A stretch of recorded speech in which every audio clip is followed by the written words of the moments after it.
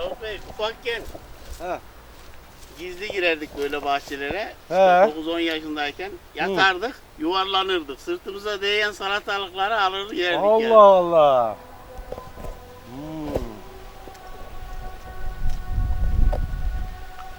Buyur. Ver bakayım emmi oğlum.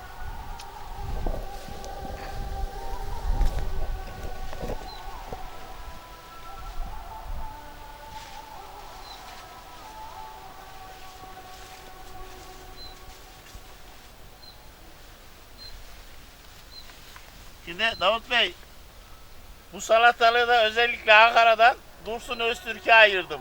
Değil mi? Dursun Öztürk buraya gelirsen He. bu salatalığı sana vereceğim.